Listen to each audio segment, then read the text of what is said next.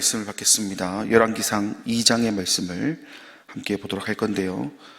내용이 길어서 함께 읽을 구절은 1절부터 9절까지만 읽고 나머지는 말씀을 통해서 또 읽어보도록 하겠습니다. 구약 성경 511면에 있는 열왕기상 2장 1절에서 9절까지 말씀 한 절씩 교독하시고 마지막 9절은 함께 보도록 하겠습니다.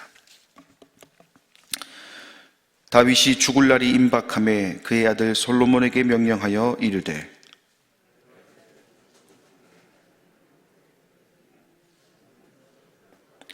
내 하나님 여호와의 명령을 지켜 그 길로 행하여 그 법률과 계명과 율례와 증거를 모세의 율법에 기록된 대로 지키라. 그리하면 내가 무엇을 하든지 어디로 가든지 형통할지라.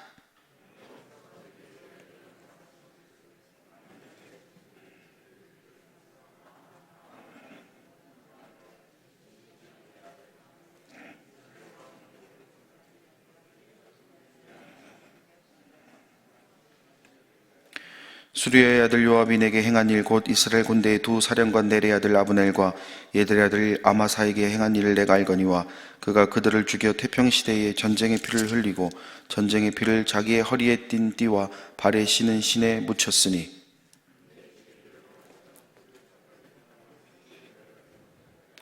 마땅히 길르앗 바르실레의 아들들에게 은총을 베풀어 그들이 내 상에서 먹는 자 중에 참여하게 하라.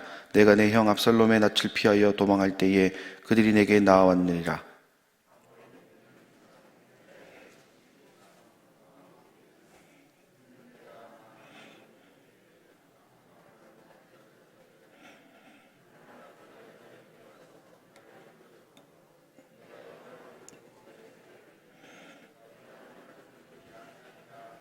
같이 읽겠습니다. 그러나 그를 무죄한 자로 여기지 말지어다.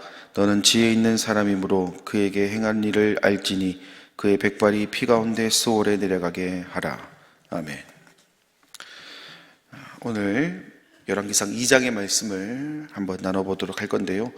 열왕기상 2장의 말씀을 한 문장으로 요약해 보자면 솔로몬을 향한 다윗의 유언과 다윗의 죽음, 그리고 솔로몬 시대의 개막을 알리는 내용이 바로 이 열왕기상 2장의 전체적인 내용이라고 할 수가 있겠습니다. 이 열왕기상 2장의 내용을 세 부분으로 나눠서 한번 보도록 하겠습니다. 2절의 말씀을 먼저 보도록 하겠습니다. 내가 이제 세상 모든 사람들이 가는 길로 가게 되었노니 너는 힘써 대장부가 되고. 보통 임종을 앞둔 사람들의 모습을 보면 좀 뭔가 두려워하고 또 어려워하는 것이 사실입니다. 그런데 오늘 2절의 말씀을 보면 마찬가지로 임종을 앞두고 있는 다윗의 모습을 그리고 있는데 우리가 흔히 알고 있는 그 모습과는 사뭇 다른 모습의 다윗을 보게 됩니다. 2절 말씀을 보시면 솔로몬에게 다윗이 뭐라고 이야기하고 있느냐? 너는 힘써 대장부가 되라 라고 이야기하고 있습니다. 여러분 생각해 보십시오. 보통 죽음을 앞둔 사람들, 제가 좀 전에도 말씀을 드렸지만 임종을 앞둔 사람들이 가지는 감정, 느끼는 감정은 두려움입니다. 이 두려움을 가지는 이유가 무엇인가 살펴보았더니 한 번도 경험해 보지 못했던 것을 경험해야 되는 입장이기 때문에 자신의 멘탈을 제대로 유지한다는 것이 쉽지 않다라는 겁니다. 그렇다는 것은 인간의 몸을 입고 있는 이 다윗 역시 임종 앞에서 다른 사람들과 다른 모습을 보일 수 없다는 것이죠. 그런데 다윗의 모습을 보면 전혀 죽음을 앞둔 사람 같지 않은 느낌이 듭니다. 오히려 자신의 뒤를 이어 이스라엘을 다스리게 될 솔로몬을 격려하는 모습으로 나타나고 있다는 겁니다. 다윗이 이러한 모습을 보일 수 있었던 이유가 무엇일까 한번 생각해 봐야 될 필요가 있습니다. 또 좀 더 나아가서는 무엇이 다윗으로 하여금 사람이라면 누구나 느끼게 되는 이 죽음에 대한 두려움을 느끼지 않고 오히려 태어난 모습으로 또 더 나아가서는 격려하는 모습으로 나타날 수 있었을까라는 점입니다. 그런데 우리가 다윗의 생애를 잘 알고 있기 때문에 이유는 다른 곳에서 찾을 필요가 없습니다. 다윗의 삶이 지금 이 순간 다윗이 이러한 모습을 살아갈 수 있는 이유를 말해줍니다. 신앙의 삶과 세상에서의 삶이 일치했기 때문에 가능했다라는 점입니다. 이것은 미국의 유명한 기독교 심리학자의 연구 결과에서도 동일하게 나타납니다. 임종을 앞둔 믿음의 사람들을 대상으로 진행했던 연구 결과에 따르면 신앙의 삶과 세상의 삶이 일치하지 않는 사람은 일치하는 사람과 비교했을 때 훨씬 더 두려움을 많이 느꼈다라는 겁니다. 두려움에 떠는 이유는 간단합니다. 자꾸 자신이 잘못했던 일들이 떠오르기 때문입니다. 아무렇지 않게 생각했던 죄의 문제에서부터 이웃을 사랑하지 못했던 도덕적이고 윤리적인 부분에 이르기까지 신앙과 일치되지 못한 부분에 대한 두려움이, 걱정이 결국 이와 같은 상황을 만든다라는 것이죠. 사랑하는 여러분, 우리는 이미 하나님의 무한한 사랑하심의 결과인 예수 그리스도의 십자가 사랑을 받은 자들입니다. 그렇다는 것은 우리에게 있어서 죽음은 끝이 아니라 시작이라는 겁니다. 그렇기 때문에 그 어느 때보다 훨씬 더 큰 기쁨과 즐거움이 우리 가운데 있어야 됩니다. 나를 돌아보기보다는 이 땅에 남겨진 이들의 삶을 걱정해주고 기도해주는 모습들, 마치 다윗이 솔로몬을 축복했던 것처럼 우리의 매 순간이 이와 같은 삶이 되어야 됩니다. 하지만 우리의 삶과 신앙이 일치하지 않아서 나의 안일한 생각 때문에 정작 내가 누려야 될 하나님의 은혜와 사랑, 그 섭리를 바라보지 못하게 된다면 결국 은혜를 은혜로 받아들이지 못하는 안타까운 결과에 놓이게 된다라는 것입니다.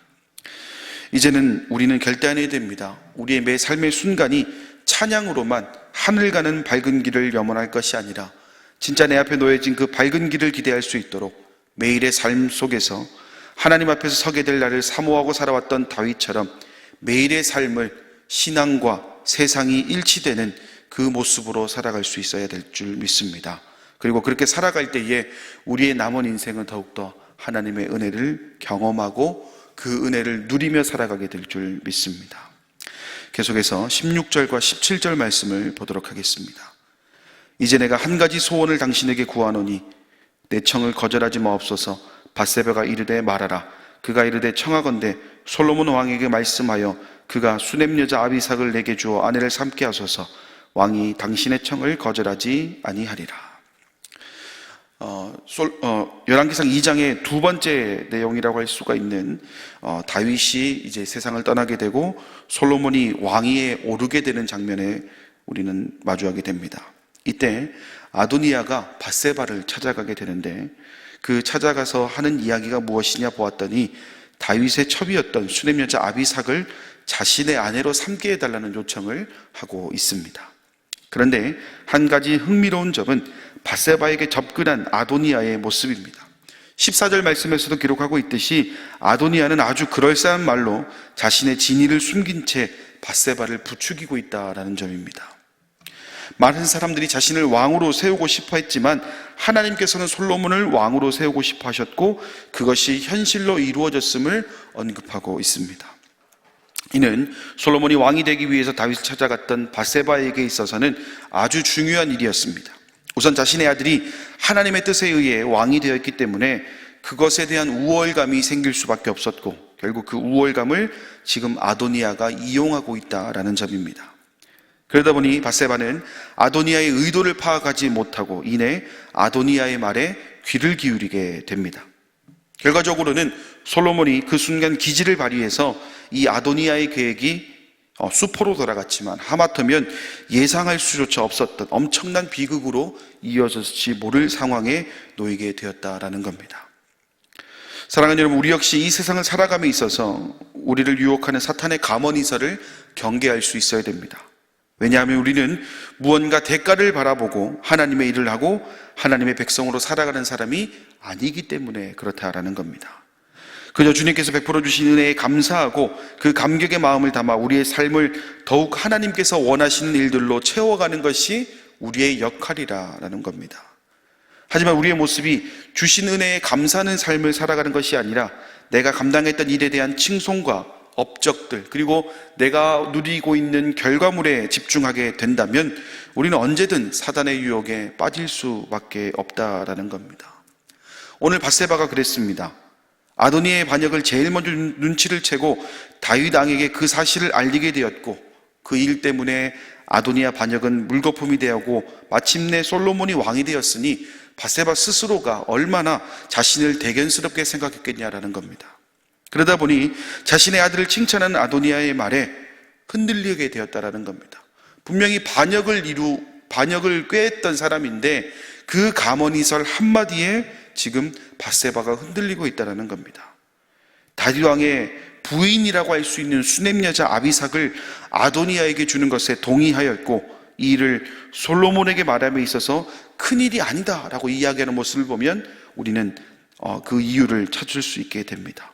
그렇기 때문에 우리는 이 밧세바의 모습처럼 우리가 되지 않도록 우리는 철저하게 우리 삶을 경계해야 됩니다.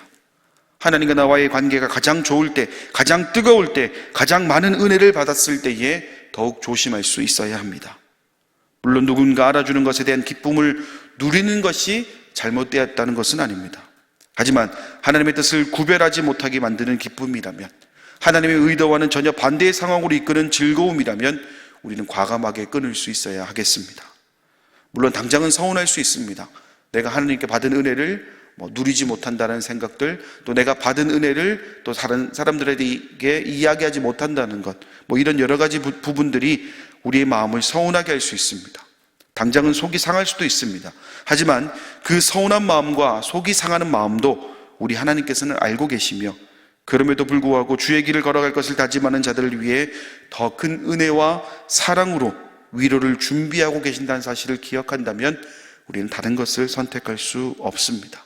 그리고 조금 서운하더라도 하나님이 주신 그 은혜를 바라볼 수밖에 없다라는 점입니다.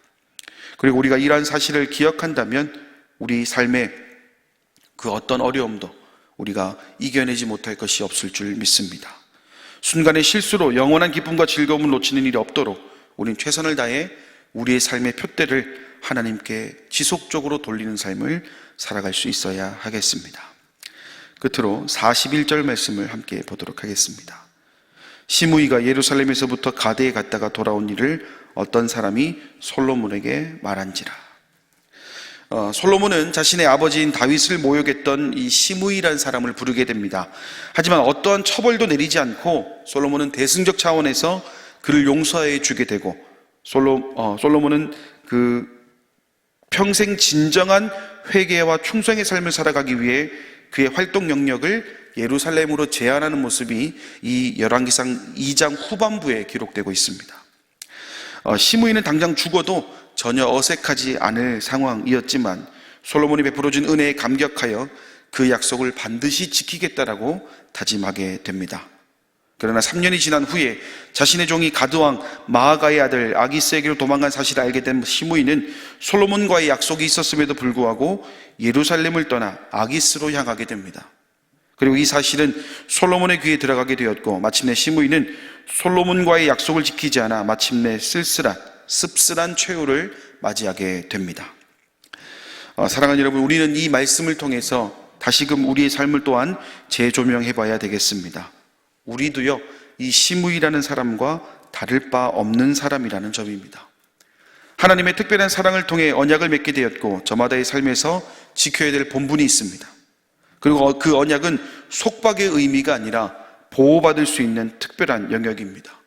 그렇다는 것은 그 특별한 영역을 벗어나면 우리는 어떤 방법으로도 우리를 지킬 수 없게 된다라는 점입니다. 오늘 솔로몬이 시므이의 삶의 영역을 제한한 것도 같은 이유입니다. 한나라 왕을 모욕한 사람이기 때문에 어디를 가든지 인정받을 수 없는 사람이었습니다. 하지만 솔로몬은 그런 그를 용서해 주는 것도 모자라 그가 살아갈 터전까지 마련해 주었습니다. 하지만 그 이후에 있는 사건들을 보면 자신의 이익에 눈이 먼 나머지 자신이 가장 안전한 삶을 살아갈 수 있는 방법을 누리고 있었음에도 불구하고 그 모든 것을 차버리는 시므이의 모습을 보게 되면 우리는 다시금 우리 삶을 되돌아봐야 될 이유를 찾게 됩니다. 자신의 이익에 눈이 먼 나머지 자신의 것을 포기하는 인생. 그런데 이런 모습이 시므이에게만 나타나는 것이 아니라 우리 삶에서도 나타났고 또 앞으로도 얼마든지 나타날 수 있다라는 점입니다. 그리고 이 모습은요, 다른 말씀에서도 유사한 장면이 등장하게 됩니다. 우리가 잘 알고 있는 에덴 동산의 아담과 하와의 모습, 그리고 이스라엘의 사사 삼손, 그들과 역시 맺은 언약이 있습니다. 아담과 하와는 선악과를, 그리고 삼손은 나신일의 사명이라는 하나님과의 언약 말입니다. 하지만 그들 모두는 하나님 하나같이 넘지 말아야 될 선을 넘어버렸고 결과적으로는 겪지 않아도 될 아픔을 겪는 비극을 맞이하게 되었다라는 점입니다. 우리도 우리의 모습을 재조명할 때 지금 우리는 우리와 맺은 그 언약, 우리와 언약을 맺은 분이 원하시는 삶으로 살아가고 있는지 그렇지 않은지를 바라볼 수 있어야 됩니다. 그리고 우리는 우리와 언약을 맺은 분이 원하시는 삶을 살아가야 되는데 그와 반대의 삶을 살아가게 된다면 그 결과 역시 좋은 열매를 거둘 수 없다는 사실을 우리는 기억할 수 있어야 하겠습니다. 그렇기 때문에 우리는 하나님의 사랑을 통해 맺어진 언약이 깨어지지 않고 영원히 유지될 수 있도록 늘 우리의 신앙을 점검하고 그 또 점검함을 통해 영원히 그 은혜 안에 머물 수 있도록 최선의 노력을 다할 수 있어야 하겠습니다. 당장은 불편해 보이고 제한적인 것 같아 보여서 어색할 수 있겠지만 그 속에 담겨진 하나님의 사랑을 제대로 이해한다면 우리가 다른 것을 선택할 이유는 어디에도 없을 줄 믿습니다. 그리고 그 한 번의 선택이 우리의 삶을 더욱 윤택하게 할 것이며 이후로도 아무런 어려움 없이 최고의 기쁨과 즐거움을 누리는 삶으로 여러분을 초대하실 하나님과의 그 행복한 동행으로 이어지게 될 줄 믿습니다. 오늘 이 말씀을 통해 주신 그 은혜가 우리 모든 성도님들의 삶에서 또 이어지고 또 우리가 선택함에 있어서 우리의 기준과 세상의 기준이 아닌 하나님의 기준으로 모든 것을 선택할 수 있는 오늘의 하루가 될 수 있기를 간절히 소망합니다. 기도하겠습니다. 자비로우신 아버지 하나님, 은혜와 사랑을 감사드립니다. 오늘 우리는 말씀을 통해 여러 사람의 인생을 보았습니다. 그리고 그 여러 사람의 인생을 보면서 우리는 한 가지 결과에 도달하게 됩니다. 결국 우리의 자만과 우리의 욕심은 결코 무한할 수 없으며 유한한 결과에 머무르게 된다는 것을 보게 됩니다. 때로는 그 은혜에 심취한 나머지 좀 오버할 수도 있고 또 그것 때문에 우리가 더 기쁨의 삶을 살아가는 원동력이 될 수도 있겠지만 결국에는 우리의 그 한 번의 선택이 그 기쁨에 심취한 나머지 잘못된 선택을 하게 되었을 때의 결과는 종잡을 수 없음을 보게 됩니다. 오늘 말씀을 통해 보여주신 그 모습들, 우리가 답습하는 인생 살아가지 않도록 주님 인도해 주시고 끝까지 하나님 편에 서서 언약 맺은 자의 모습으로 그 반대의 삶을 살아가는 자가 되지 않고 철저히 언약 맺은 자의 삶으로 살아갈 수 있도록 주님 인도하여 주시옵소서. 오늘 또한 우리는 하루의 시작점에 서 있습니다. 주일에 받은 은혜, 또 삶에서의 은혜가 우리 가운데 있습니다. 그 은혜가 흩어지지 않고 연해지지 않도록 주님 또한 인도해 주시고 또 그 은혜에 심취한 나머지 사단의 유혹에 빠져서 허우적거리는 인생 살아가지 않도록 오늘 이 하루를 주님 단단히 붙잡아 주시옵소서. 모든 말씀 예수님의 이름으로 기도드립니다. 아멘. 하늘에 계신 우리 아버지, 아버지의 이름을 거룩하게 하시며 아버지의 나라가 오게 하시며 아버지의 뜻이 하늘에서와 같이 땅에서도 이루어지게 하소서. 오늘 우리에게 일용할 양식을 주시고 우리가 우리에게 잘못한 사람을 용서하여 준 것 같이 우리 죄를 용서하여 주시고 우리를 시험에 빠지지 않게 하시고 악에서 구하소서. 나라와 권능과 영광이 영원히 아버지의 것입니다. 아멘.